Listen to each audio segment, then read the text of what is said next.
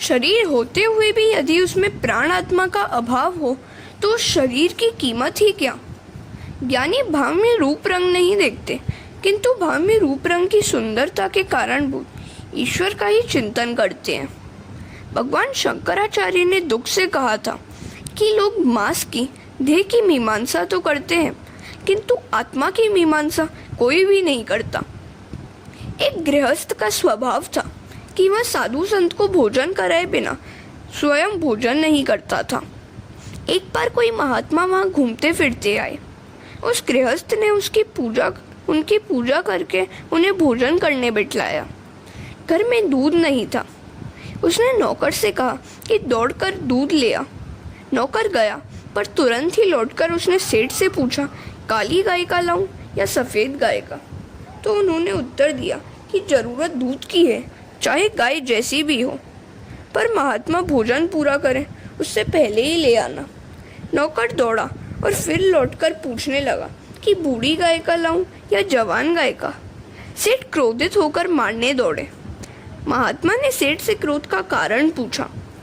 सेठ ने कहा, कितना मूर्ख है यह नौकर, कई बार उसे दूध लेने भेजा, फिर भी वह नहीं ला सका। महात्मा ने कहा, जो परमात्मा इस सेवक में है वही तुम्हारे शरीर में भी है। हमें शरीर की नहीं, शरीर में बसे हुए परमात्मा की आवश्यकता है। तुम दोनों में एक ही प्रभु का वास है, उसे मत मारो। सभी में एक ही ईश्वर का वास है। प्रत्येक स्त्री पुरुष में, प्रत्येक जड़ चेतन स्थावर जंगम वस्तु में उसी प्रभु का दर्शन करो। जगत में मूर्ख कोई नहीं है, ईश्वर के ही सभी अंश हैं। जो अन्य को मूर्ख मानता है वह स्वयं मूर्ख है। हमारे देश में तो पशु की पूजा की जाती है।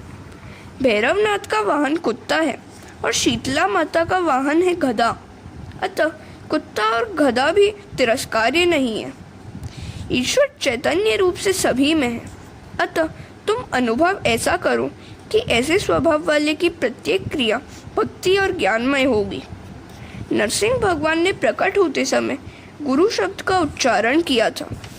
यह सच है कि ईश्वर सर्वत्र है, किंतु जब तक सद्गुरु की ओर से दिव्य दृष्टि न मिले तब तक ईश्वर के दर्शन नहीं किए जा सकते। जो जितेंद्रिय है वही स्वतंत्र है। स्वातंत्र्य मनुष्य को स्वेच्छाचारी बनाता है। अतः स्वतंत्र और स्वच्छंदी न बनो। बुद्धि का कभी विश्वास मत करो। किसी संत को गुरु बनाकर उसके अधीन रहो। जो तुम्हें पाप करने से रोके, ऐसे किसी संत के अधीन रहो। गुरु करना ही चाहिए, किंतु गुरु बनाने के पूर्व अच्छी तरह से यह सोचना परख लेना चाहिए कि जिस व्यक्ति को तुम गुरु बनाने जा रहे हो वह योग्य और सुपात्र भी है या नहीं। किसी ने कहा है, पानी पीना छान के, गुरु करना जान के। वर्तमान जगत के किसी महापुरुष में यदि तुम्हें श्रद्धा नहीं है तो प्राचीन महात्माओं को ही गुरु मानकर उनके अधीन रहो। महापुरुष अमर होते हैं। शंकराचार्य और वल्लभाचार्य जैसे संत अमर हैं। उन्हें गुरु मानकर उनकी सेवा करो और उनका आश्रय भी लो।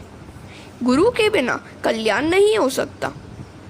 किसी संत के चरणों का आश्रय लेने पर सद्गुरु कृपा करेंगे। यदि वे संत कृपा करेंगे तो तुम्हारी मानसिक वासना और विकारों का नाश होगा। मन बुद्धि की वासना संत सेवा के बिना दूर नहीं होती। मन पर सत्संग सेवा का अंकुश रखो। बुद्धि को किसी संत के चरणों में लगा दो। जब तक बुद्धि परमात्मा से विवाहित न हो जाए तब तक उसे संत के अधीन ही रखो।